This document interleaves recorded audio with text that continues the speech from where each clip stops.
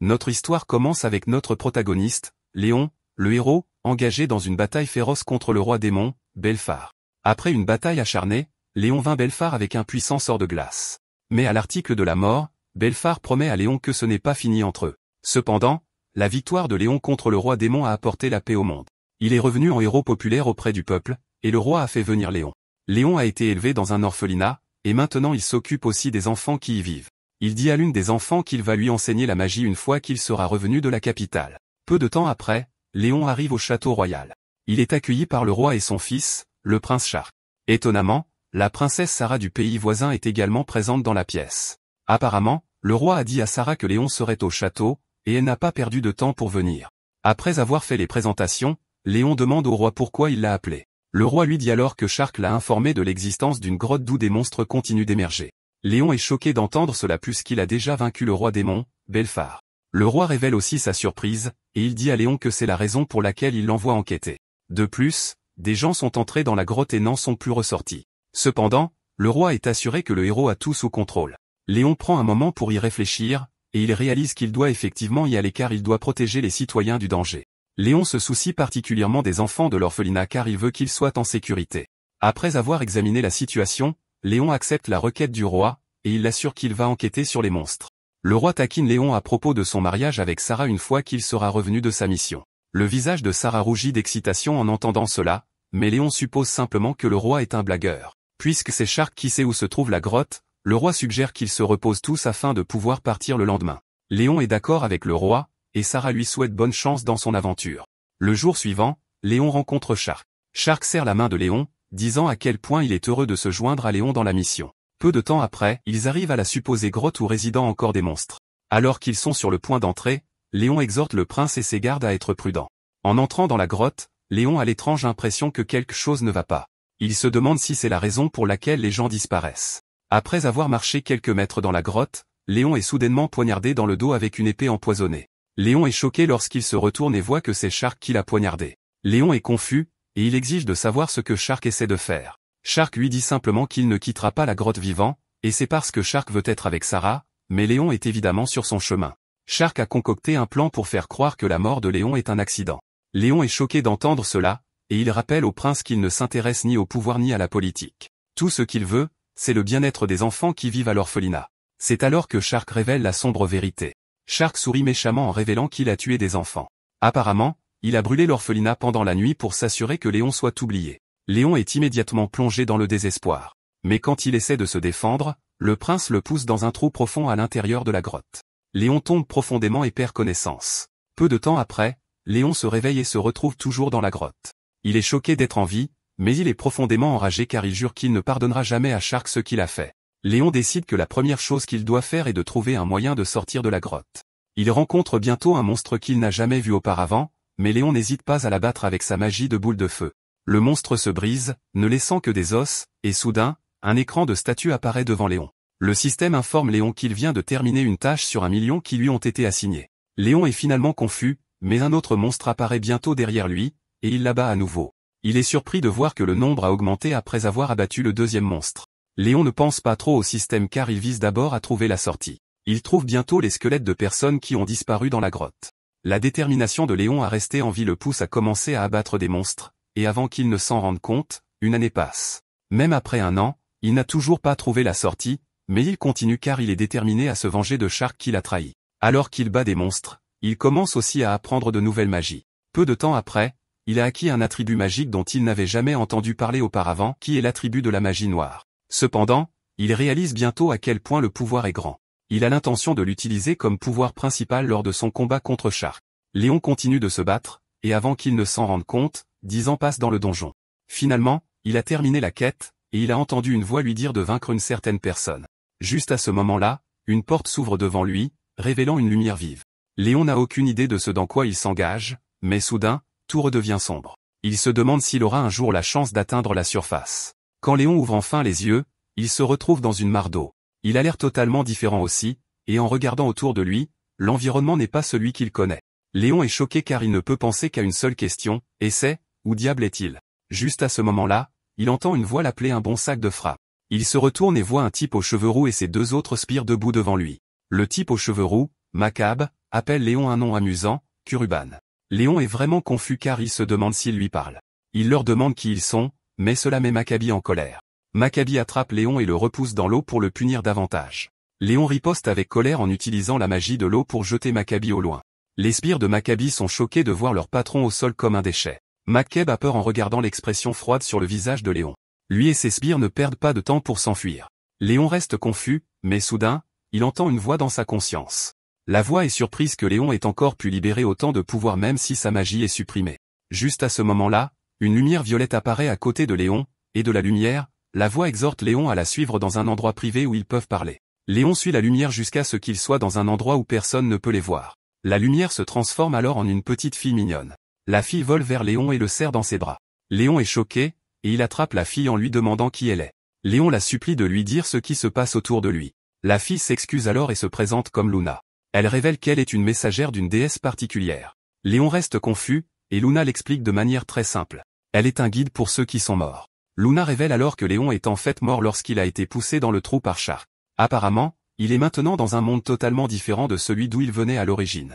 Léon a pris le corps d'un autre garçon de ce monde actuel, et cela est rendu possible grâce au pouvoir de la déesse. Après avoir tout expliqué à Léon, il se calme, mais fait savoir à Luna que tout ne lui semble toujours pas réel. Luna comprend ce que ressent Léon, mais Léon l'assure qu'il a en quelque sorte reconstitué le tout. Léon demande alors à Luna pourquoi la déesse l'a transféré dans ce monde. Juste à ce moment-là, un grand portail d'énergie s'ouvre juste devant eux. Luna considère cela comme un très bon timing, et elle demande à Léon de la suivre afin qu'elle puisse mieux lui expliquer. Ils entrent dans le portail, et de l'autre côté se trouve le royaume démoniaque. Léon aperçoit l'un des monstres de Belfar, un grand Soru. Le grand Soru est un monstre très difficile à vaincre en raison de sa forte magie de barrière. La dernière fois que Léon a combattu ce monstre, il lui a fallu 3 jours pour le vaincre dans son monde d'origine. Léon est tendu, et Luna le remarque. Luna lui dit alors qu'il va facilement vaincre le monstre s'il utilise sa magie nouvellement acquise. C'est alors que Léon réalise qu'il a en fait un nouvel attribut magique, la magie noire. Le monstre charge Léon à grande vitesse, mais une seule vague d'attaque de Léon utilisant la magie noire est capable de détruire la barrière impénétrable du monstre. Le monstre réalise qu'il est sans défense et se retourne pour s'enfuir, mais Léon l'achève. Luna félicite Léon pour son bon travail, mais Léon se demande à quel point la magie noire est dingue. Les deux retournent dans le monde des humains, et Léon comprend enfin la vraie raison pour laquelle il a été amené dans ce monde. Apparemment, Belfar arrive aussi dans ce monde, et les portails sont l'effet du pouvoir du roi démon. Luna révèle que ce monde pourrait tomber aux mains des monstres si le portail n'est pas contrôlé. Léon aperçoit soudain un blason sur le drapeau, et il ressemble au blason royal de son monde. Il se demande si Shark est aussi dans ce monde. Soudain, Luna entend quelqu'un arriver, et elle disparaît dans la conscience de Léon. Juste à ce moment-là, Léon est approché par une fille aux cheveux blancs. Avec un visage et une voix sévère, la fille demande à Léon si un portail est apparu dans la zone. Luna dit alors à Léon de dire non plus qu'ils ne savent pas encore qui est cette fille. Léon suit les instructions de Luna et dit à la fille qu'il n'a vu aucun portail. La fille est choquée d'entendre ça, et elle affirme qu'elle a senti la présence d'un portail. Juste à ce moment-là, la fille demande à Léon s'il était celui qui s'était battu avec Maccabi et ses sbires. Léon pense qu'il va avoir des ennuis, mais, étonnamment, la fille s'incline devant lui, s'excusant pour ce qui s'est passé. La fille dit qu'elle a essayé d'arrêter les délinquants, mais il était trop tard. Léon dit alors à la fille qu'elle n'a aucune raison de s'excuser. Léon est choqué par le fait que la fille soit en fait une bonne personne. Puisque Léon affirme qu'il n'a pas vu de portail dans la zone, la fille décide qu'il est temps pour elle de retourner à son dortoir. Après son départ, Luna dit à Léon que la fille est un peu puissante parce qu'elle a pu sentir le portail. Plus tard dans la nuit, Léon se dirige vers les dortoirs des étudiants. Sur sa porte, il y a des papiers avec des mots insultants écrits dessus. Il y a des étudiants qui le regardent comme s'il était la cause de leurs problèmes. Cependant, Léon est capable de comprendre que la fille qu'ils ont rencontrée plus tôt est influente dans l'école. Léon entre dans sa chambre et dit à Luna que Kurobanin, le garçon dont il a pris le corps, a eu la vie dure. Léon demande alors à Luna ce qu'est l'école puisqu'elle a le même blason que celui que Shark portait. Il se demande si Shark est venu dans ce monde avec le roi démon, mais Luna lui dit simplement qu'elle ne sait pas. Luna avoue qu'elle ne sait pas non plus tout sur ce monde actuel. Elle essaie d'apprendre tout sur ce monde actuel, mais il semble que le prince ne soit pas dans ce monde. Léon arrive alors à la conclusion qu'il n'oubliera jamais ce que Shark a fait, même s'il va mettre de côté son problème pour le moment. Léon se coupe ensuite les cheveux, met son uniforme pour ressembler à un étudiant convenable. Il est prêt à commencer à agir comme l'ancien propriétaire du corps pour éviter les soupçons. Le lendemain matin, il prend son sac et sort comme tous les autres étudiants. Luna lui explique qu'il y a quelque chose qu'elle sait sur ce monde. Apparemment, il y a de nombreuses années, des espaces mystérieux appelés portails ont commencé à apparaître.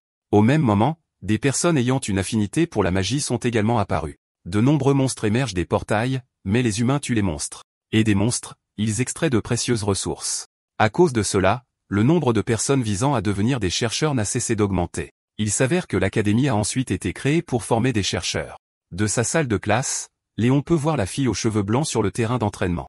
Apparemment, elle est la présidente du conseil étudiant, et son nom est Izumiya Mikoto. D'après ce que Léon peut voir, il comprend que Mikoto est plutôt doué avec la magie. Plus tard ce jour-là, Léon recroise Mekabi et ses sbires.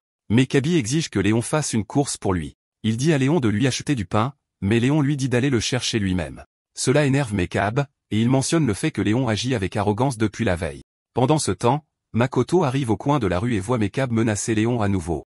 Mekabi prépare un sort magique, prêt à tabasser Léon. Makoto voit cela et essaie de l'arrêter car il est strictement interdit d'utiliser la magie sur le terrain de l'école.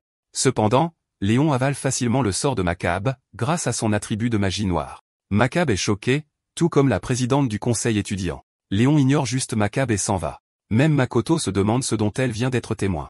Après l'école ce jour-là, Léon a reçu une lettre de Mekabi lui disant de venir sur le terrain d'entraînement. Luna exhorte Léon à oublier Mekabi, mais Léon souligne le fait que Mekabi ne cessera jamais de le traquer s'il ne le remet pas à sa place. Luna est d'accord avec ça, et elle suggère avec enthousiasme qu'ils aillent tabasser Mekabi. Léon exhorte Luna à rester cachée pendant qu'il affronte le délinquant. Léon se rend sur le terrain d'entraînement où il trouve Mekabi et ses deux sbires qui l'attendent. Mekabi est surpris que Léon soit réellement venu, et il lui fait savoir qu'ils vont se livrer à une bataille en tête-à-tête. Mekabi prétend qu'il veut donner une leçon à Léon car il agit avec arrogance. Léon accepte le duel mais dit à Mekabi de ne plus jamais le déranger s'il gagne. Mekab est surpris d'entendre Léon faire des menaces parce que le garçon qu'il connaissait était toujours si gentil. Léon exhorte Mekab à venir le chercher et à arrêter la longue conversation. Juste à ce moment-là, Mekab dit à ses gars d'attaquer Léon. Les deux arrivent sur Léon de directions opposées. Mekab rit de Léon, lui disant qu'il a menti sur le fait que la bataille était un contre un. Léon n'est pas surpris car il s'attendait déjà à quelque chose comme ça de la part d'un déchet comme lui. Léon active sa magie et dévie facilement l'attaque qui arrive vers lui. Le sbire de Mekabi est tombé au sol en se tordant de douleur. Mekabi est choqué, et Léon marche vers lui en ayant l'air vraiment effrayant. Il dit à Mekabi qu'il s'est promis de ne plus jamais se faire prendre dans une attaque sournoise. En plus de ça, il est prêt à tabasser quiconque essaie de le poignarder dans le dos. Mekabi est sous le choc car il ne peut pas comprendre ce qui se passe en sa présence. Les seuls types d'attributs magiques qu'il connaît sont l'eau, le vent, la terre et le feu. Cependant, il n'arrive pas à comprendre que Léon utilise quelque chose d'autre entièrement juste devant lui. Mekabi va ensuite plus loin en traitant Léon d'individu inutile. L'aura de Léon devient immédiatement sombre, et son visage devient vraiment effrayant. Même Mekabi le sent, et la sueur coule sur son visage. Léon dit qu'il ne s'attendait jamais à ce que Mekabi s'abaisse au point de le mépriser au point de le traiter d'inutile. Mekabi peut sentir ce qu'il attend et lance rapidement une attaque de flamme, espérant prendre Léon au dépourvu. Cependant, Léon avale facilement son attaque, et avant que Mekabi ne puisse réagir, Léon l'a atteint. Léon le frappe légèrement, et Mekabi tombe immédiatement inconscient. Apparemment, Léon l'a privé de son mana, c'est pourquoi il s'est évanoui froidement sur le sol. Luna félicite Léon comme d'habitude, mais Léon est juste content d'avoir pu s'occuper de Mekabi. Il est presque sûr que Mekabi ne le dérangera plus.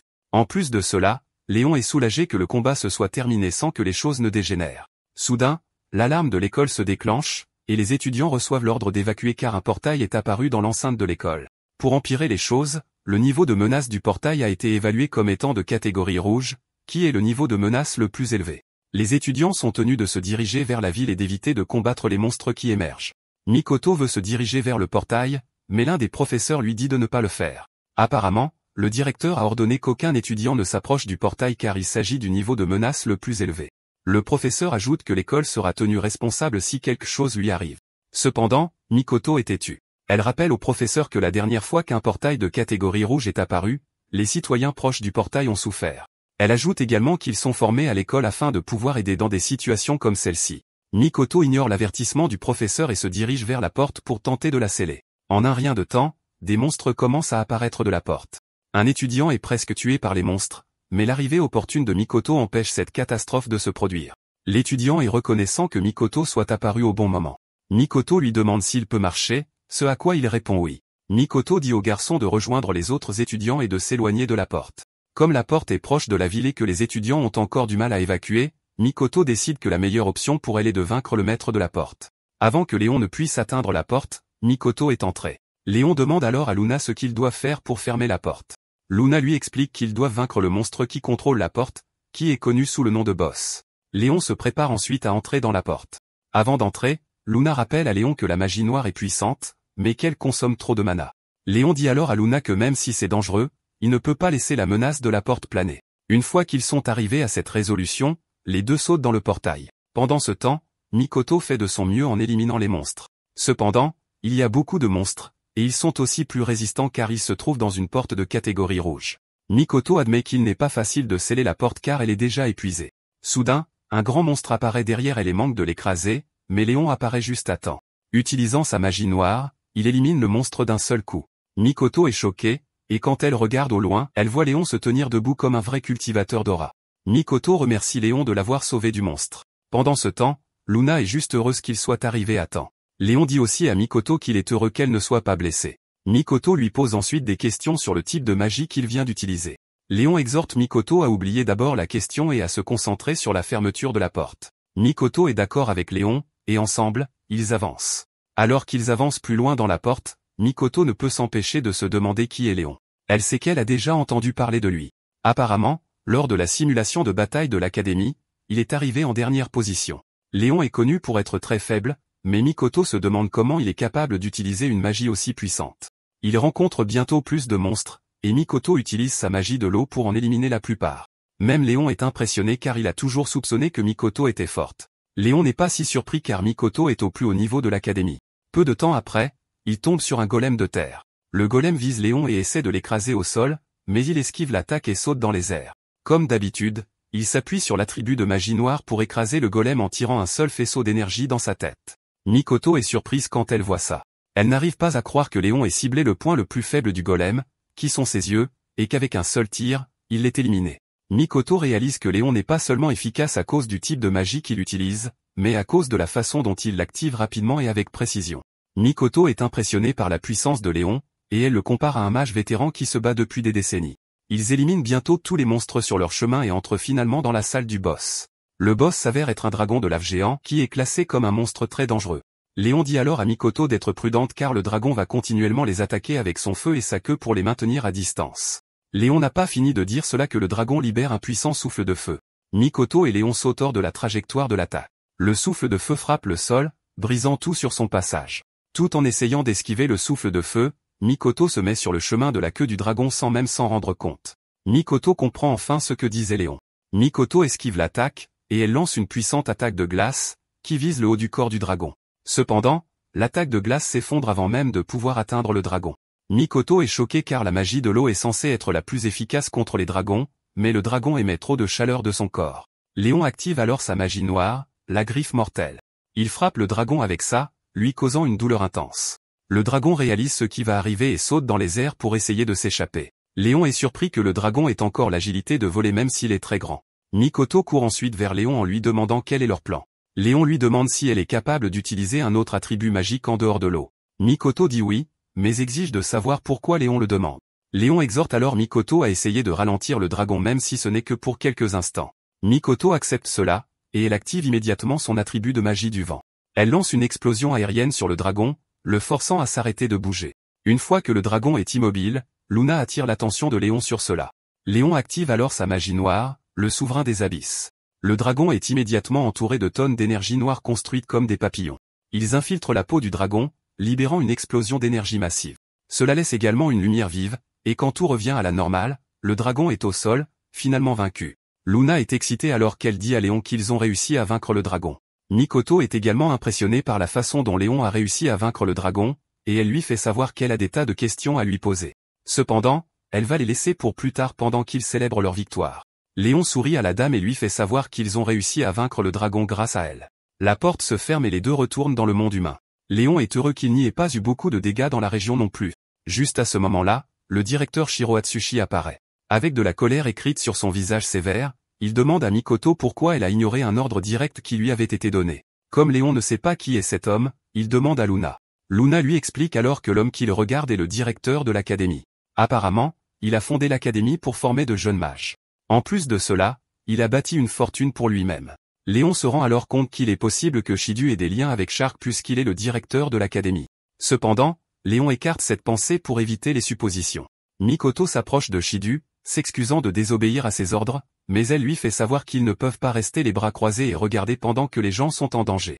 Shidu comprend la conviction de Mikoto mais lui dit qu'elle ne peut pas tout régler avec son sens de la justice. Shidu est inquiet pour Mikoto car les choses auraient pu mal tourner si elle n'avait pas scellé la porte. Juste à ce moment-là, Léon intervient, disant au directeur qu'il est censé féliciter Mikoto pour sa bravoure et son courage.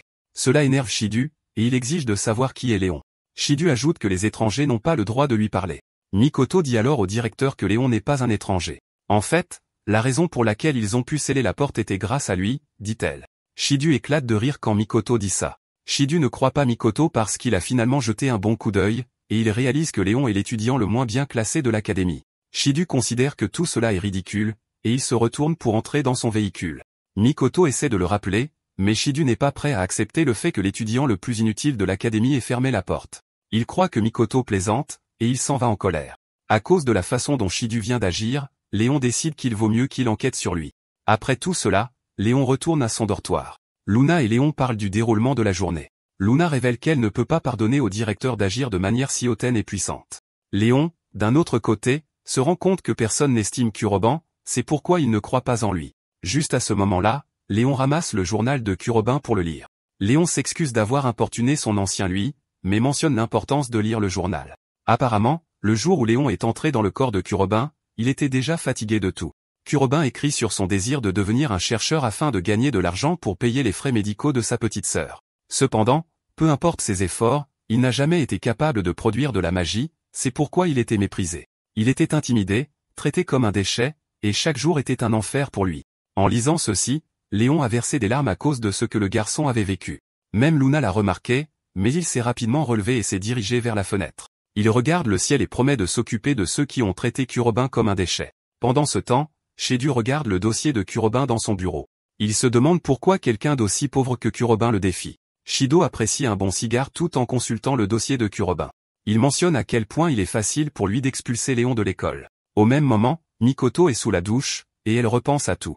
Elle sait que Léon était l'élève le plus pauvre en termes de talent et de magie, mais ce dont elle a été témoin est totalement différent. Sans aucun doute, Mikoto comprend que quelque chose d'autre se passe. Le lendemain, Léon est approché par le vice-président du conseil étudiant, Neru Shuya.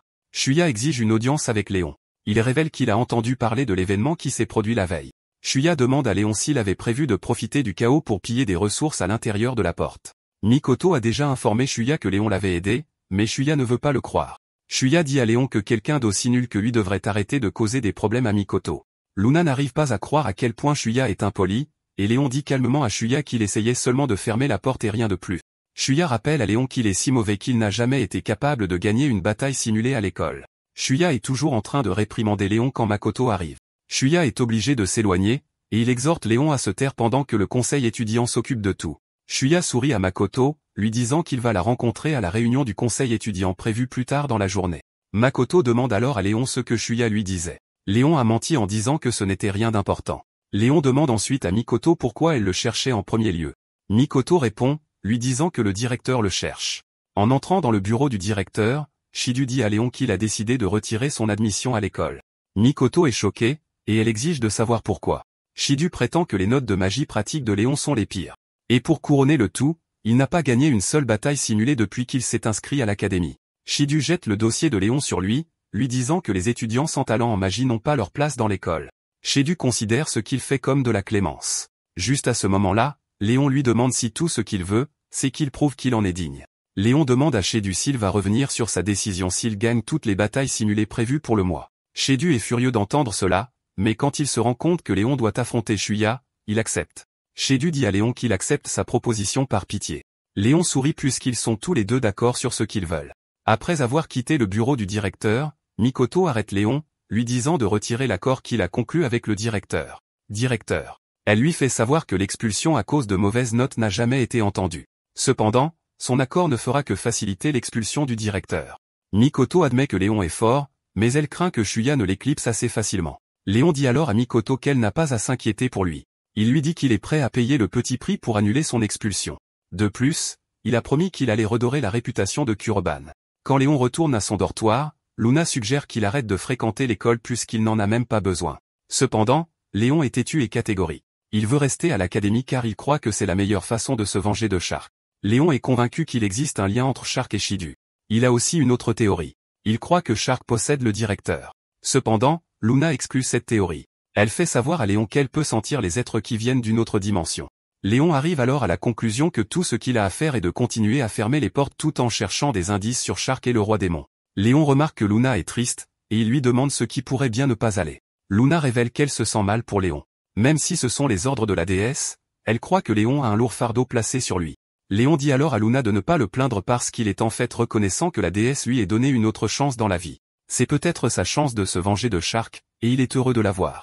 De plus, Belphar est une menace pour le monde.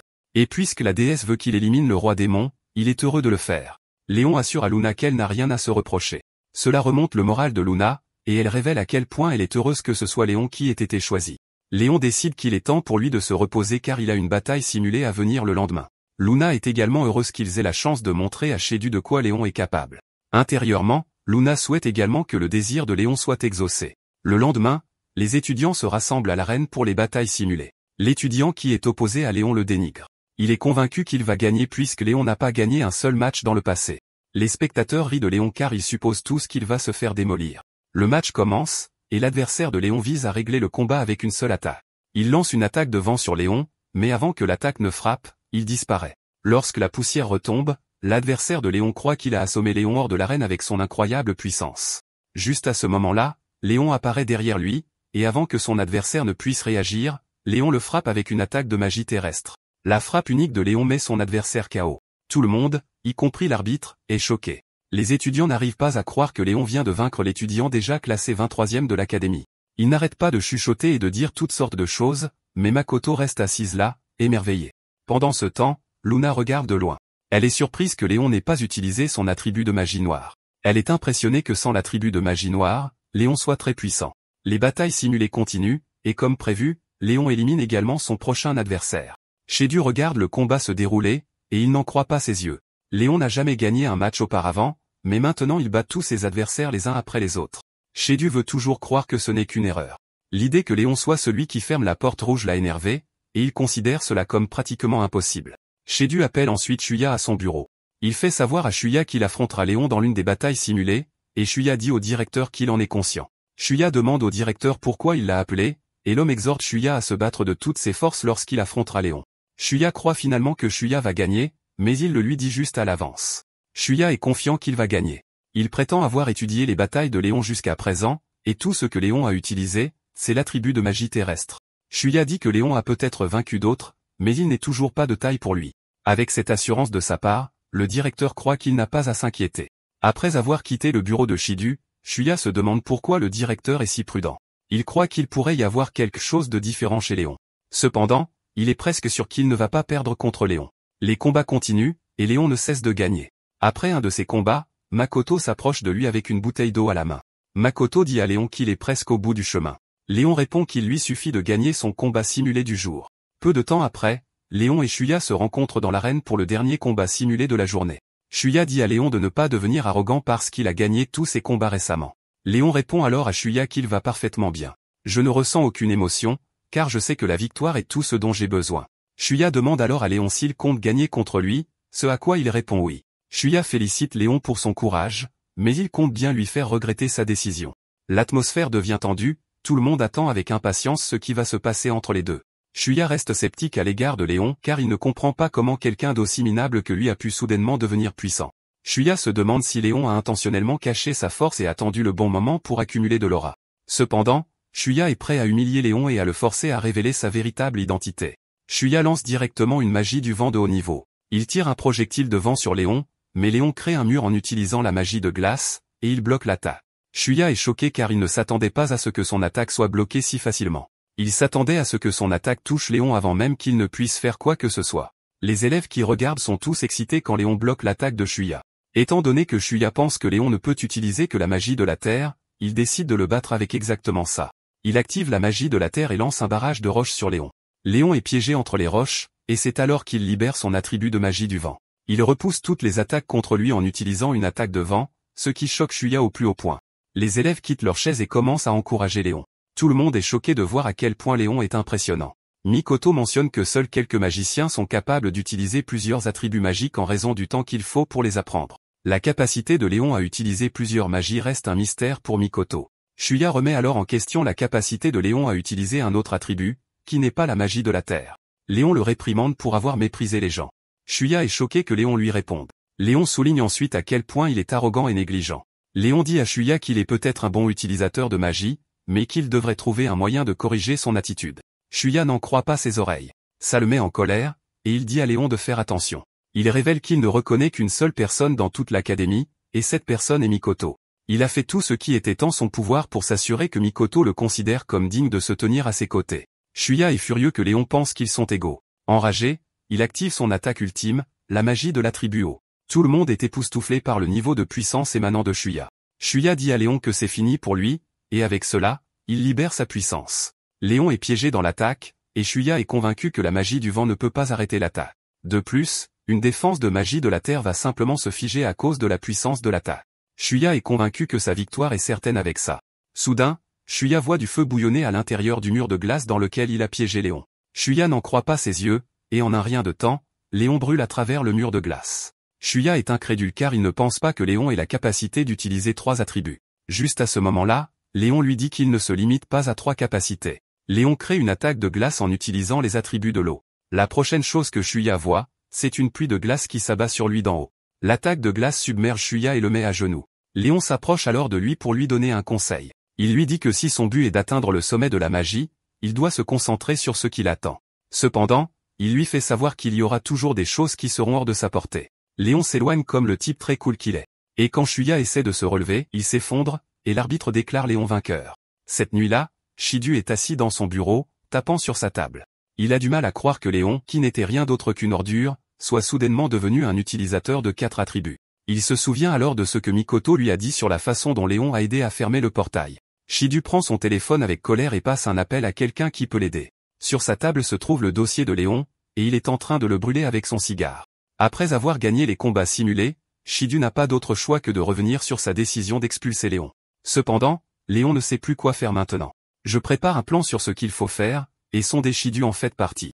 Il veut s'y mettre immédiatement, mais il apprend que Shidu est parti en voyage d'affaires. Puisque Shidu est actuellement hors jeu, il décide de se concentrer sur l'apparition des portails. Il sait qu'en bloquant les portails, ceux qui sont connectés à Belphar seront forcés de se montrer. Le lendemain, la classe de Léon reçoit un nouveau professeur. Il se présente comme Ashiba, et toutes les filles l'aiment déjà. Cependant, Léon ne se laisse pas prendre par les effets théâtraux qu'il met en scène. Pendant la pause déjeuner, les élèves parlent de la force de Léon. Ils n'arrivent pas à croire qu'il ait pu vaincre Shuya, qui est le plus fort de l'école après Makoto. Les élèves commencent à se taquiner en demandant à Léon de leur enseigner la magie. Léon est en train de déguster son repas quand Makoto se présente pour s'asseoir avec lui. Makoto le félicite pour son bon travail pendant les combats simulés. Elle remercie également Léon pour ce qu'il a fait pour Shuya. Apparemment, les mots de Léon ont réussi à le toucher. Léon se montre humble, affirmant qu'il n'a rien dit de spécial. Mikoto parle ensuite de l'attitude de Shidu. Mikoto révèle qu'elle n'est pas satisfaite de la façon dont le directeur a géré toute la situation. Léon demande alors à Mikoto si le directeur a toujours été comme ça. Mikoto mentionne que Shidu était un ancien chercheur, et actuellement, des rumeurs circulent selon lesquelles il serait impliqué dans des affaires louches. Juste à ce moment-là, les nouvelles passent à la télévision. Des rapports font état de l'apparition fréquente de portails, mais grâce aux mages, ils sont tous scellés en un rien de temps. Il est conseillé aux civils sans magie de se tenir à l'écart des portails. Léon se souvient de ce que Luna lui a dit à propos des portails qui ont ce qu'il faut pour détruire le monde s'ils ne sont pas contrôlés. Cependant, Léon est déterminé à ne jamais laisser cela se produire. Léon dit alors à Mikoto qu'il veut qu'elle enquête sur quelque chose. Plus tard dans la journée, Luna et Léon partent en patrouille pour voir si les portails vont s'ouvrir. Apparemment, Léon a éliminé tous les portails qui se sont ouverts dans la région. Il le fait secrètement pour éviter d'attirer l'attention sur lui. Peu de temps après, un portail de catégorie verte s'ouvre juste devant eux. En entrant, ils se retrouvent dans une mer d'arbres. Luna exhorte Léon à être prudent, car la visibilité dans la zone est assez mauvaise. Léon abat des monstres à mesure qu'ils s'enfoncent de plus en plus. Ils arrivent bientôt à la partie la plus profonde du portail où le boss est censé se trouver. Cependant, ils ne trouvent rien. Soudain, un monstre apparaît derrière Luna et l'attrape. Le monstre se cachait dans l'arbre pour dissimuler sa présence. Léon exhorte Luna à ne plus bouger, et en utilisant sa magie noire, Léon abat le monstre, sauvant Luna. Luna remercie Léon de l'avoir sauvé, mais Léon répond simplement qu'il est content qu'elle soit en sécurité. Luna est choquée de la vitesse à laquelle Léon a lancé la magie car elle pensait que c'était fini pour elle. Léon dit à Luna qu'il a agi vite parce qu'il a l'habitude que des monstres lui tendent des embuscades. À cause de la fréquence à laquelle cela arrive, il peut maintenant réagir assez facilement. Une fois le monstre vaincu, le portail se referme et les deux retournent dans le monde humain. Soudain, des attaques de magie de la Terre foncent droit sur eux.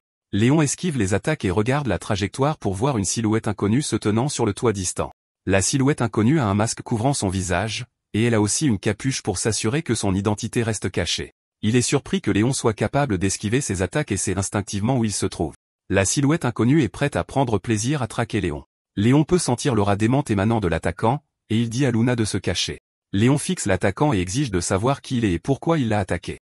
L'attaquant répond qu'il n'est pas intéressé à répondre à la question de Léon, mais lance plutôt une attaque de feu sur lui. Léon est obligé de se déplacer rapidement afin de ne pas être touché par les attaques de feu. L'attaquant ne s'arrête pas et continue à lancer plus de boules de feu sur Léon. Juste au moment où l'attaque de feu est sur le point de rattraper Léon, il est forcé d'utiliser sa magie noire pour engloutir l'attaque. L'attaquant est choqué de voir cela, et il demande à Léon quel genre de magie il vient d'utiliser. L'attaquant vise à capturer Léon, mais Léon utilise un autre sort de magie noire, différent de celui qu'il vient d'utiliser. Cela choque l'attaquant, et il décide que s'enfuir est la meilleure option pour lui. Quand la poussière retombe, l'attaquant s'est échappé. Léon regarde le toit pour voir qu'il n'y a rien là-bas. Luna revient, demandant à Léon s'il va bien, et il répond oui. Il retourne au dortoir, et il commence à se demander qui est l'attaquant. Léon dit qu'il est trop tôt pour le dire, mais il a pu confirmer les mouvements de l'attaquant. Léon pense qu'il y a une chance que l'attaquant soit lié à quelqu'un à l'école. Il a peut-être échappé cette fois, mais Léon promet de l'attraper la prochaine fois, et il va le torturer jusqu'à ce qu'il avoue tout ce qu'il sait. Le lendemain, Ashiba appelle Léon après les cours. Ashiba révèle les bonnes choses qu'il a entendues sur Léon. Ashiba parle de la fermeture du portail rouge. Léon dit que c'est vrai, mais le directeur a refusé de le croire. Ashiba dit alors à Léon qu'il le croit parce qu'il a vu comment il s'est battu pendant les simulations de combat. Ashiba tape sur l'épaule de Léon, lui disant qu'il attend avec impatience ses futures performances. Léon le remercie et s'éloigne. Plus tard dans la nuit, l'attaquant masqué voit Léon entrer à nouveau dans un portail. Cette fois, il est prêt à tout donner sur Léon et à le rembourser pour l'avoir blessé lors de leur dernière rencontre. L'attaquant masqué pense qu'il a baissé sa garde la veille, mais la même chose ne se reproduira pas. Il est plus confiant puisqu'il a aussi un talkie-walkie avec lui. Quelques instants plus tard, Léon franchit le portail, choquant l'attaquant. Il ne veut pas croire que Léon est capable de franchir le portail en si peu de temps. Cependant, il n'est toujours pas inquiet car il est convaincu qu'il a ce qu'il faut pour vaincre Léon. Juste au moment où Léon sort du portail, l'attaquant masqué utilise le talkie-walkie pour contacter ses subordonnés qui se cachent. Soudain, Léon se retrouve encerclé par un groupe d'individus masqués. Au même moment, les individus masqués frappent Léon avec leur attaque. Cela laisse un nuage d'explosion sur la scène, et l'attaquant masqué sur le toit croit que Léon est mort. Il dit à ses subordonnés de vérifier le corps pour s'assurer que Léon est mort. La prochaine chose qu'il entend du talkie-walkie, ce sont ses subordonnés qui crient à l'aide. Il se retourne pour voir Léon s'occuper de ses subordonnés. Il est choqué et commence à se demander comment Léon a pu survivre à l'explosion. Il est sur le point de se pisser dessus, mais il finit par se calmer en s'assurant que Léon ne sait pas où il est. Soudain, Léon apparaît à côté de lui, et l'attaquant masqué se fiche de peur. Il n'en croit pas ses yeux, et il est obligé de demander à Léon comment il a réussi à l'atteindre sur le toit. Léon dit alors à l'attaquant qu'il a un partenaire. Il a déjà dit à Luna de chercher dans les environs quelque chose de suspect.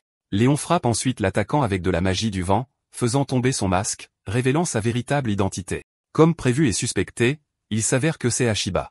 Ashiba est choqué, et il demande à Léon comment il savait que c'était lui. Léon révèle alors qu'il a remarqué que Ashiba a utilisé un bras différent en classe aujourd'hui de celui qu'il a utilisé hier. Léon a pu comprendre que Ashiba était probablement obligé de faire ça à cause de la blessure qu'il a subie à la main lors de leur dernière bataille. En plus de cela, il a demandé à Mikoto de se renseigner sur lui, et elle a découvert qu'il était un ancien chercheur. Léon a également découvert que l'attaque magique que Ashiba a utilisée lors de leur dernière bataille était sa spécialité. Ashiba se tient là, dans la peur et l'admiration, réalisant que Léon sait déjà tout sur lui. Léon dit à Ashiba qu'il va le battre jusqu'à ce qu'il révèle pourquoi il l'a attaqué. Ashiba laisse échapper un grand rire quand il entend ça. Il félicite Léon d'avoir pu découvrir son identité. Cependant, il fait savoir à Léon qu'il n'est rien de plus qu'un étudiant, et il l'exhorte à ne pas prendre de l'avance. Juste à ce moment-là, Ashiba déclenche une tempête de feu massive. Léon est finalement piégé sans nulle part où aller. Ashiba affirme qu'il a massacré des milliers de monstres en utilisant la magie et fait savoir à Léon qu'il va mourir de la même attaque. Ashiba tire son attaque de feu sur Léon. Léon reste impassible, et il fait savoir à Ashiba qu'il n'y a rien sur la magie qu'ils ne connaissent pas. Léon encaisse la magie de Ashiba et décide de lui montrer comment utiliser correctement la magie du feu. Léon déclenche ensuite une attaque de feu appelée l'éclat cramoisi. Alors que le feu approche de Ashiba, il est choqué parce que le sortilège est le plus haut niveau de magie du feu disponible. Cependant, Léon lui dit qu'il a tort. En fait, le sort qu'il vient d'utiliser est considéré comme une magie du feu intermédiaire par Léon. Ashiba est énervé quand il entend ça écrit sur Léon, lui disant de ne pas le chercher. Léon commence à marcher vers Ashiba avec sa magie noire activée. Léon dit à Ashiba que les 1000 monstres qu'il prétend avoir tués ne sont rien comparés aux plus de 100 000 monstres qu'il a abattus. Léon attrape Ashiba et le tient par le cou pendant qu'il draine son mana. Ashiba crie de douleur en réalisant que son mana est en train d'être drainé. Il essaie de bouger, mais son corps refuse tout simplement. Léon finit par vaincre Ashiba, et Luna le félicite. Léon n'en a pas encore fini avec Ashiba. Il le maintient au sol, lui demandant si c'est Shidu qui lui a ordonné de le traquer. Ashiba refuse de répondre, mais Léon prend déjà cela comme sa réponse. Ashiba crie, disant à Léon qu'il ne faisait que suivre les instructions. Apparemment, il a reçu l'instruction de se débarrasser de tous ceux qui essaient de fermer les portails. Il devient alors évident pour Léon que les personnes qui ferment les portails sont des cibles. Cela dit enfin à Léon que Shidu est vraiment du côté de Belphar. Cependant, Léon ne comprend pas pourquoi Shidu créerait une institution qui forme des magiciens. Léon a des doutes, mais il ne concerne pas le fait que Shidu fasse partie des subordonnés de Belphar. Léon sait que Shidu ne fera rien, même s'il remet Ashiba aux autorités. Léon décide alors de garder Ashiba en détention, en espérant que Shidu commence à agir de manière imprudente lorsqu'il prendra des décisions. Léon est prêt à dénoncer tous ceux qui sont impliqués avec le roi démon. Pendant ce temps, Shidu est vu en train de rencontrer quelqu'un qui est d'un rang supérieur à lui. Il entre dans la maison avec une sensation de froid qui lui parcourt l'échine. Il s'incline devant cet homme inconnu qui apprécie sa boisson dans sa chaise. L'homme exige alors que Shidu remette son rapport. Après avoir terminé de donner ses rapports, l'homme félicite Shidu pour son bon travail. Shidu dit alors à son patron le problème qui le ronge. Il lui fait savoir qu'un étudiant a soudainement commencé à obtenir de bons résultats, comme s'il était devenu quelqu'un d'autre. Il ajoute que Léon peut également utiliser 4 attributs. Shidu dit ensuite à son patron qu'il a déjà envoyé un assassin pour s'occuper de la situation. Cependant, le patron de Shidu lui dit qu'il est intéressé par l'histoire. Il se lève, fixe le ciel, et son aura sombre et effrayante remplit la pièce. Le patron de Shidu pense que l'étudiant pourrait devenir un énorme problème, mais Shidu lui assure que son assassin s'en chargera. Cependant, le patron de Shidu ne pense pas que l'assassin ait réussi car il ne l'a pas contacté. Shidu ne veut pas le croire. Il plonge immédiatement la main dans sa poche. Il sort son téléphone et essaie de contacter Ashiba, mais n'y parvient pas. Shidu ne veut pas accepter la réalité que Ashiba a été vaincu. Shidu se demande comment Léon a pu vaincre Ashiba de tous les gens. Le patron de Shidu dit à Shidu que la seule option qu'il leur reste est d'utiliser les étudiants comme appât. L'homme fouille dans un coffre sur sa table et en sort une bague. Il jette la bague à Shidu, lui disant qu'il est libre de passer à la phase suivante de l'expérience. Shidu est heureux qu'il passe enfin à la phase suivante, raison pour laquelle il rassemblait les sorciers en premier lieu. Le grand patron parle de l'intérêt des choses à venir. Pour pimenter les choses, il est prêt à lancer la porte noire. Le lendemain, Shidu appelle Léon dans son bureau. Il s'excuse pour la façon dont il l'a traité. Shidu dit à Léon de ne pas s'inquiéter de son changement soudain de caractère car il prétend avoir dépassé son sentimentalisme. Shidu parle ensuite à Léon de l'augmentation récente de l'apparition des portes. Pour cette raison, il veut que Léon accompagne Makoto pour fermer les portes. Léon dit que cela les obligera à patrouiller dans les zones où les portes se sont ouvertes récemment. Léon accepte de se charger de la tâche, et Shidu dit à Léon qu'il compte sur lui pour faire du bon travail. Léon et Shidu se serrent la main, mais Léon sait évidemment que Shidu prépare quelque chose. Léon veut jouer le jeu jusqu'à ce qu'il sache ce que c'est. Pendant qu'il se serre la main, une aura sombre fait surface, mais Léon ne semble pas le remarquer. Après avoir quitté le bureau de Shidu, Léon appelle Mikoto sur le toit. Il lui explique les choses, lui faisant savoir qu'ils sont sur le point de tomber dans un piège. Il lui dit que c'est lié à ce qu'il lui a demandé d'enquêter. Léon dit à Mikoto qu'il ne sait pas si Shidu l'a déjà découvert ou non, mais il est évident que Shidu ne lui veut pas du bien.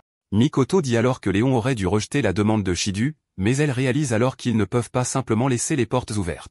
Léon assure alors à Mikoto qu'il a un plan, mais le plan ne comprend que lui, donc il sera le seul à faire les patrouilles. Cependant, Mikoto refuse de laisser Léon se lancer seul dans le plan. Elle dit à Léon qu'elle ne peut pas rester les bras croisés et laisser la nation brûler. Luna se rend compte que Mikoto ne montre aucun signe qu'elle va redescendre, et Léon n'a pas d'autre choix que d'accepter qu'elle l'aide. Léon dit à Mikoto qu'ils vont partir dans la soirée. Léon demande alors à Mikoto si elle n'a pas peur des monstres qui résident dans les portes. Mikoto avoue qu'elle a peur, mais elle ne veut pas rester les bras croisés et regarder les forces obscures menacer le monde. C'est l'une des raisons pour lesquelles elle est devenue une sorcière. Léon se rend compte que Mikoto agit exactement comme lui dans sa vie précédente lorsqu'il a entrepris de vaincre le roi démon. Mikoto ajoute alors qu'elle est convaincue que tant qu'elle est avec Léon, elle a la force de se battre. Soudain, une porte noire s'ouvre juste derrière Mikoto, l'aspirant à l'intérieur. Léon est incrédule face à une porte noire devant lui. De plus, il peut sentir la pression inquiétante venant de la porte. Au lieu de s'inquiéter, Léon prend la décision rapide que sauver Makoto est la priorité absolue. Pendant ce temps, Shidu observe tout se dérouler depuis son bureau, et il rit comme un maniaque parlant de la façon dont il a réussi à poser l'appât. Apparemment, le chef de la porte noire est très puissant et rusé. C'est un monstre qui se nourrit de sorciers, regorgeant d'une grande quantité de mana. Le patron de Shidu est impatient de voir comment Léon compte vaincre le monstre. Juste au moment où Léon est sur le point d'entrer, Luna l'arrête. Elle souligne le fait que la porte noire a l'air plutôt dangereuse. Luna craint que quelque chose de sinistre ne les attende à l'intérieur de la porte. Léon comprend l'analogie de Luna car la porte est apparue là où on leur avait dit de patrouiller. De plus, Léon pense que la porte est quelque chose créé par Shidu. Léon se demande si Shidu prévoit de l'enfermer lui et Mikoto à l'intérieur de la porte. Léon comprend que la porte est dangereuse, et pendant qu'il réfléchit à ce qu'il faut faire, des monstres apparaissent de la porte. Léon veut entrer dans la porte, mais en même temps, il ne peut pas ignorer les monstres qui ont émergé. Soudain, des flèches d'attaque apparaissent de nulle part et abattent les monstres. Léon regarde autour de lui pour voir Shuya. Shuya exige alors que Léon lui parle de la situation sur le terrain. Léon avoue alors, disant à Shuya que Makoto est piégé à l'intérieur de la porte noire. La bouche de Shuya s'ouvre en grand choc lorsqu'il entend cela. Mais juste à ce moment-là, d'autres monstres apparaissent de la porte. Léon dit à Shuya qu'ils doivent d'abord s'occuper des monstres. Cependant, Shuya dit à Léon qu'il s'occupera des monstres pendant que Léon plongera dans la porte. Léon remercie Shuya pour son aide et se dirige vers la porte. Shuya se dit la dure vérité que Léon est la personne la mieux placée pour secourir Mikoto. Shuya affronte alors les monstres, leur tirant dessus avec sa flèche magique. En entrant dans la porte, le premier monstre que Léon rencontre est un dragon de lave, qui est considéré comme un monstre de niveau boss dans une porte rouge. Cependant, Léon n'est pas le moins du monde inquiet à ce sujet. Il active sa magie noire et génère une faux pour abattre le dragon en un seul coup. Cependant, quelques dragons de plus apparaissent juste devant Léon. Léon ne se retient pas pour abattre les monstres avec sa magie. Pendant ce temps, Shidu est occupé à tout regarder dans son bureau. En un rien de temps, Léon arrive dans la partie la plus profonde de la porte. Luna remarque que Léon a l'air épuisé, et elle lui demande s'il va bien. Léon fait savoir à Luna qu'elle n'a pas à s'inquiéter. Il assure à Luna qu'il a subi plusieurs batailles épuisantes dans le passé, et ce n'est rien pour lui. Luna se rend compte que Léon a réellement raison. Tout ce qu'ils ont à faire, c'est secourir Makoto. Makoto se réveille enfin pour voir le monstre enroulé fermement autour d'elle. Le monstre a l'air vraiment effrayant, et il semble drainer le mana de Makoto. Makoto se demande ce qui se passera si un tel monstre est autorisé à errer dans le monde extérieur. Alors qu'elle est piégée avec le monstre, Makoto s'inquiète de savoir si Léon a réussi à s'enfuir en sécurité. Cependant, il devient clair pour Makoto que Léon n'est pas quelqu'un qui fuira un combat. Une fois qu'elle réalise cela, elle décide qu'elle ne peut pas abandonner non plus. Elle essaie d'utiliser sa magie du feu pour tenter de se libérer, mais sa magie refuse de s'activer. C'est alors qu'il lui apparaît enfin que le monstre draine son mana. Juste à ce moment-là, le monstre ouvre sa grande bouche avec beaucoup de grandes dents. Le monstre est sur le point de consommer Makoto quand Léon arrive sur les lieux. Makoto sourit quand elle voit Léon car elle sait que Léon viendrait certainement la chercher. Shidu contacte son patron, lui disant qu'il a pu ouvrir la porte sans aucun problème. Il pense que Léon est arrivé au bout du chemin, et c'est fini pour lui. Il prévoit d'utiliser Léon comme nourriture pour le monstre. Luna informe Léon que les tentacules qui retiennent Mikoto absorbent son mana. Léon admet également que c'est la première fois qu'il voit un monstre comme celui-ci. Même dans son autre monde, il n'y a pas de monstre comme celui-ci. Cependant, Léon n'est pas prêt à abandonner face à l'adversité. Léon se prépare à attaquer le monstre, et ce dernier balance un de ses tentacules sur Léon. Léon parvient à esquiver, mais il voit les dégâts importants causés au sol lorsque le tentacule frappe. Il réalise qu'il va avoir des problèmes si le tentacule l'atteint, ce qui signifie qu'il doit être prudent. Léon élabore un plan pour attaquer le corps principal du monstre à la place. Léon active sa magie noire, détruisant les tentacules du monstre. Luna pense que c'est fini, mais Léon lui fait savoir que c'est loin d'être le cas. Il souligne le fait que le corps principal du monstre reste indemne. Juste à ce moment-là, le monstre enfonce ses tentacules dans le sol, et l'un d'eux apparaît juste derrière Léon. Grâce à l'avertissement opportun de Luna, il est capable de s'écarter rapidement. Cependant, il est légèrement coupé par l'attaque. Mikoto crie de peur, mais Léon lui assure qu'il va bien. Léon a du mal à anticiper les mouvements ou le comportement du monstre car c'est la première fois qu'il l'affronte. Un des tentacules tente de surprendre Léon à nouveau, mais il le coupe avec sa faux. Léon ne se retient pas et attaque le monstre à plusieurs reprises, coupant ses tentacules. Luna s'inquiète pour Léon car il se bat depuis qu'il a franchi le portail. Elle pense que Léon est probablement à court de mana. Pour couronner le tout, Mikoto se meurt lentement aux mains du monstre. Luna sait que Léon va rencontrer des problèmes s'il essaie d'attaquer le corps principal car les tentacules vont juste le terrasser. Léon abandonne alors sa faux et se précipite vers le monstre à grande vitesse. Il active sa magie noire, le faucheur sinistre, et grâce à cela, il est capable de restreindre les tentacules du monstre. Léon atteint alors le corps principal du monstre avant qu'il ne puisse réagir. Léon utilise un autre sort noir, le tranchant aveugle. Cela fait pleuvoir de multiples faisceaux d'énergie sur le monstre, donnant à Léon la chance d'atteindre ses yeux. Une fois que Léon est directement face aux yeux du monstre, Léon le frappe avec un autre sort noir, la force du Seigneur. Cela perce le corps du monstre, le réduisant en miettes jusqu'au dernier atome. Mikoto tombe librement de l'emprise du monstre, et Léon la rattrape avant qu'elle n'atteigne le sol. Mikoto ouvre lentement les yeux, et Léon lui demande si elle va bien, ce à quoi elle répond qu'elle est heureuse que Léon soit venu la chercher. Shedu est choqué lorsqu'il reçoit la notification que le portail noir disparaît. La sueur coule sur son visage d'incrédulité et de peur. Shedu refuse de croire que Léon a vaincu le seigneur du portail noir. Juste à ce moment-là, il fouille dans sa poche pour sortir la bague que son patron lui a donnée. Il prévoit d'affronter Léon lui-même, mais soudain, Léon apparaît derrière lui avec un air effrayant et énervé. Léon est énervé que Shedu ait dû entraîner Mikoto dans leur combat. Shedu se fiche de peur, mais Léon lui fait savoir qu'il n'y a pas de pardon pour quelqu'un d'aussi mauvais que lui. Léon fait savoir à Shedu qu'il a laissé une marque sur son corps en utilisant un sort de niveau spécial. C'est la marque qui lui permet de se téléporter directement là où se trouve Shedu.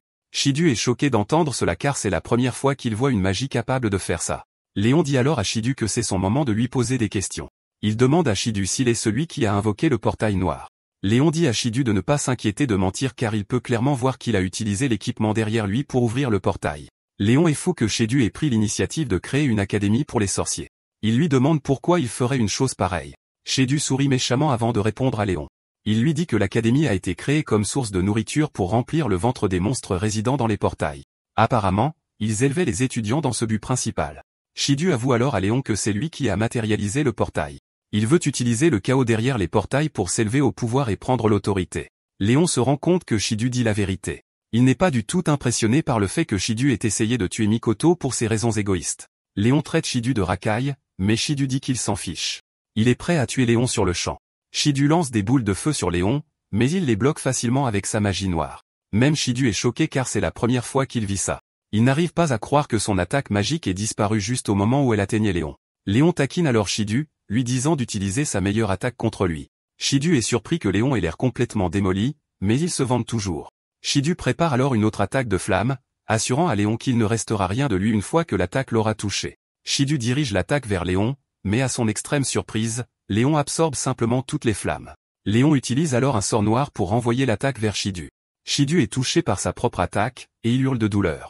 Shedu n'arrive pas à croire ce dont il vient d'être témoin. Il se demande si Léon est le même étudiant qu'il traitait de déchet inutile.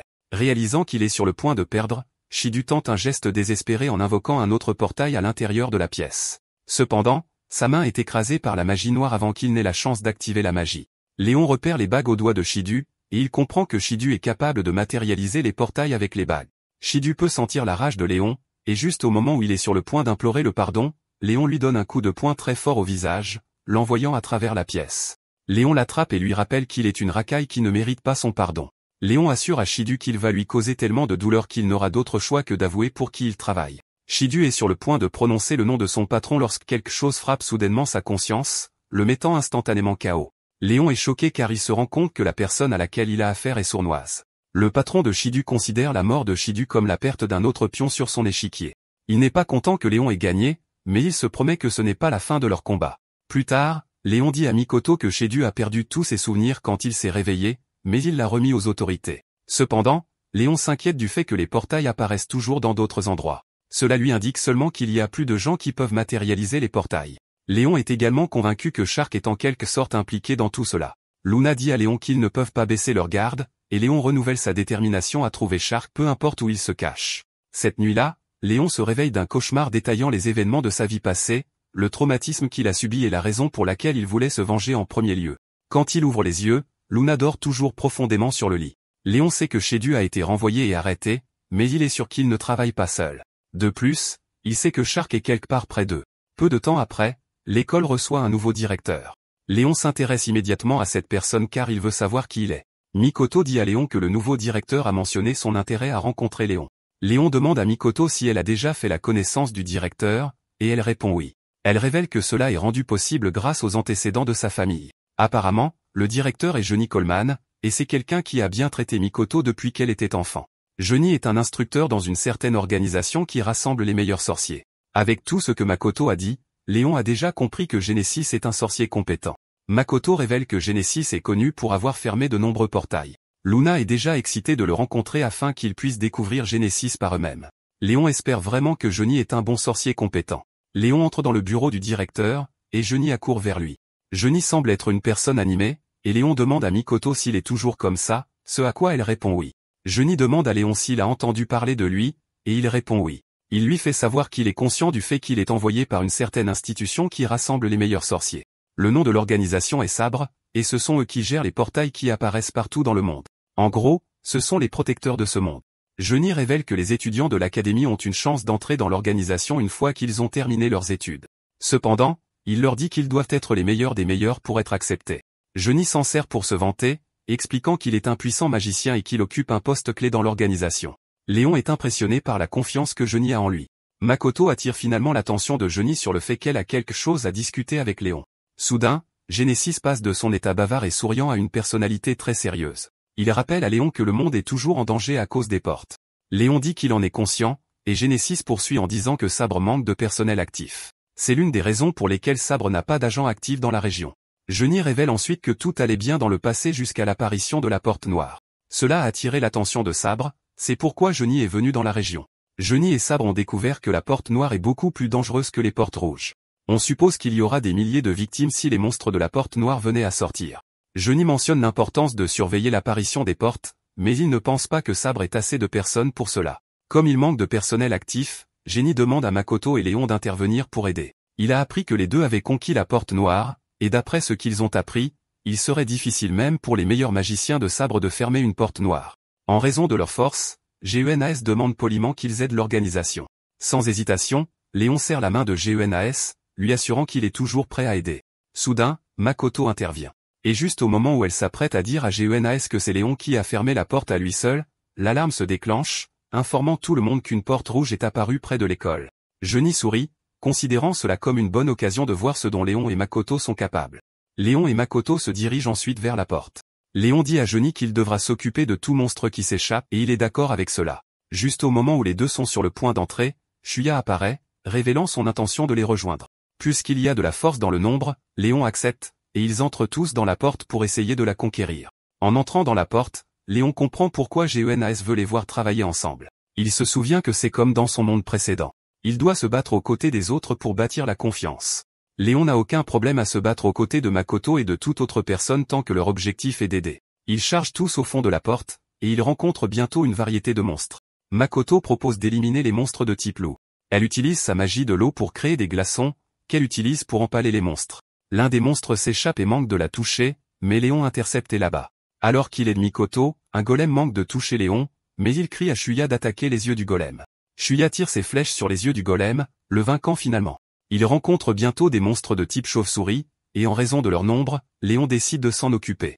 Il utilise sa magie d'attribut sombre pour tuer toutes les chauves-souris d'un seul coup. Après avoir nettoyé la zone, Makoto et Shuya s'excusent d'avoir été trop lents, mais Léon leur fait savoir qu'ils ont fait du bon travail. C'est à ce moment-là que Shuya interroge Léon sur la magie noire, car c'est la première fois qu'il la voit. Shuya demande à Mikoto si elle en a été témoin, et elle répond oui. Cependant, elle est également curieuse. Léon décide finalement de leur dire, et il explique que la magie qu'il a utilisée est appelée la magie d'attribut sombre. Léon leur dit qu'il ne peut pas entrer dans les détails car ils ont encore une porte à conquérir. Cependant, il leur dit que la magie est du type qui a des propriétés et des effets que les 4 autres attributs n'ont pas. Shuya demande à Léon s'il l'a caché pendant la fausse bataille, et Léon souligne qu'il ne peut évidemment pas l'utiliser devant tout le monde en raison de sa puissance. Léon dit ensuite à ses amis qu'il est temps qu'il trouve le boss de la porte et le vainc. Mikoto peut facilement lire en Léon, et avec tout ce qu'elle a vu, elle sait que Léon s'est entraîné si dur pour arriver là où il est. Elle se demande s'il y a une raison pour laquelle Léon a dû se dépasser. Mikoto sait qu'il y a certainement une raison à cela, et elle se demande si elle va un jour entendre quelle est cette raison. Ils arrivent dans la salle du boss, et cette fois-ci, ils trouvent un dragon de cristal. Léon se souvient que dans sa vie précédente, le dragon avait une défense coriace, ce qui rendait le combat assez difficile. Cependant, il a maintenant du soutien dans ce monde. Il dit à Mikoto et Shuya qu'il va compter sur eux pour le soutenir pendant qu'il affronte le dragon. Léon leur dit de viser la jambe du dragon par l'arrière. Au moment où Léon commence à courir vers le dragon, Mikoto et Shuya se mettent au travail. Ils piègent le dragon en utilisant la magie de la glace, donnant à Léon la chance de sortir sa faux. Grâce à cela, ils coupent la tête du dragon en un seul coup. Avec cela, ils conquièrent la porte, et une fois la porte fermée, ils rencontrent Johnny, qui les attend déjà.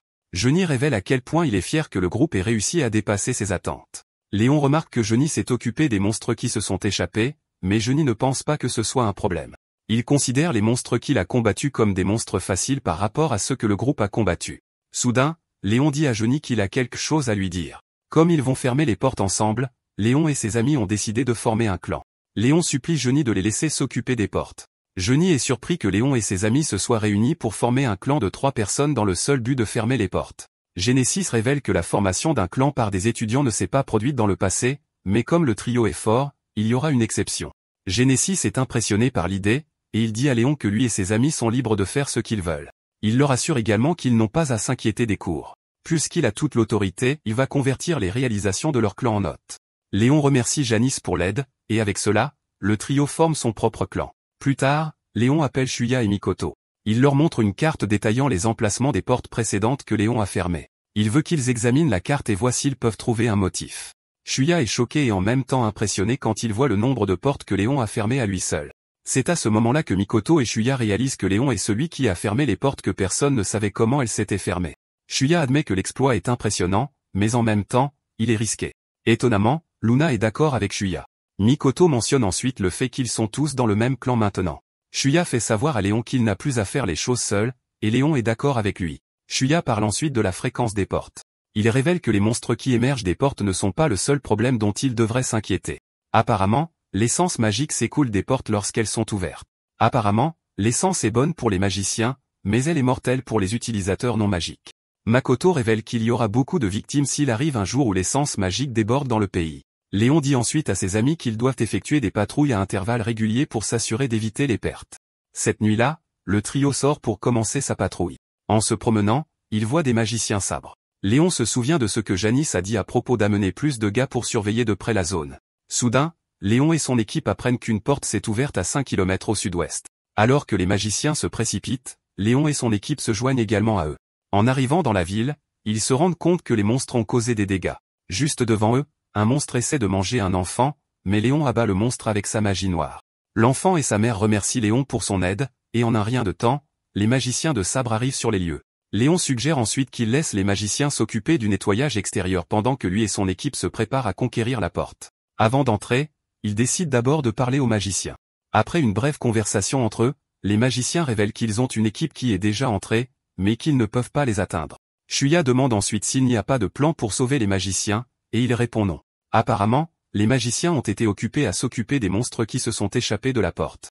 Les magiciens ont également fait de l'évacuation des citoyens leur priorité absolue. Léon dit alors aux magiciens qu'ils se dirigent vers la porte. Le magicien veut les arrêter au motif qu'ils sont des étudiants, mais Johnny arrive juste à temps, et il dit aux magiciens de laisser le trio entrer dans la porte. Johnny encense l'équipe devant les autres magiciens en disant à quel point ils sont courageux. Le trio entre dans le portail, et à leur grande surprise, tout est recouvert de brouillard, ce qui altère leur vision. Malgré cela, l'équipe est toujours prête à conquérir le portail. Léon exhorte son équipe à tout donner car ce sera la première fois qu'il conquiert un portail en tant que clan. Il tombe bientôt sur un groupe de monstres morts que les magiciens de la lame ont vaincus. Ils continuent leur chemin, espérant que les magiciens sont en sécurité. Léon est inquiet car le boss du portail semble être fort. Mais malgré cela, il veut qu'il sauve tout le monde. Alors qu'ils continuent d'avancer, Mikoto est convaincu qu'ils vont tous s'en sortir vivants puisque Léon est avec eux. Shuya et Mikoto essaient tous deux de prouver leur valeur à Léon afin qu'il ne soit pas le seul à porter le fardeau de l'équipe. Pendant ce temps, les magiciens de la lame ont du mal à faire face au boss du portail. Ils ont essayé la magie du feu et la magie de l'eau, mais le monstre est capable de tout bloquer. 2 d'entre eux sont blessés en protégeant leur membre le plus faible. Le monstre est sur le point de les achever lorsque Léon et son équipe arrivent. Léon coupe les tentacules du monstre avec sa magie, sauvant les magiciens de la lame. Les magiciens sont choqués quand ils réalisent que Léon et ses amis sont des étudiants. Mikoto évalue le monstre et découvre qu'il s'agit d'un monstre de type slim, et ses faiblesses sont généralement son noyau. Mikoto et Shuya se précipitent pour essayer d'éliminer le monstre, mais il les déjoue et les piège. Le monstre est sur le point de les anéantir lorsque Léon est forcé d'activer sa magie d'attribut sombre. La magie de Léon est capable de libérer Mikoto et Shuya du piège dans lequel ils se sont retrouvés. Cependant, le monstre a l'air plus dangereux qu'il ne l'est. Léon prend alors sur lui d'abattre le monstre. Propulsé par sa magie noire, il abat le monstre d'un seul coup. Les magiciens sont époustouflés quand ils voient ça, et ils commencent à acclamer Léon. Une fois que le boss du portail est détruit, le portail se ferme et tout le monde retourne sain et sauf dans le monde humain. Les magiciens de la lame remercient Léon et son clan pour leur aide car sans eux, l'équipe de subjugation aurait péri. Cependant, Léon ne pense pas qu'ils aient besoin d'être remerciés puisqu'ils ne font que ce qu'ils doivent faire. Le chef de l'équipe de subjugation s'est ensuite excusé de les avoir sous-estimés parce qu'il pensait qu'ils étaient des étudiants. Tout le monde apprécie les efforts du clan, ce qui rend Luna très fière. Cette nuit-là, Luna dit à Léon à quel point Léon a accompli de grandes choses. Apparemment, les magiciens de la lame étaient si heureux que Léon les ait sauvés qu'ils l'ont invité à les rejoindre une fois qu'il aura obtenu son diplôme de l'académie. Juste à ce moment-là, ils entendent frapper à la porte, et quand ils l'ouvrent, il s'avère que c'est Mikoto. Léon est choqué de voir Mikoto à sa porte à une heure aussi tardive. Léon s'inquiète et demande s'il y a quelque chose qu'il peut faire pour elle. Le visage de Mikoto devient très rouge en disant à Léon qu'elle aimerait un moment de son temps. Eh bien, les gars, c'est la fin de la vidéo. Si vous aimez cette vidéo, commentez la partie 2 dans la section des commentaires. Abonnez-vous également à la chaîne, appuyez sur la cloche et aimez la vidéo.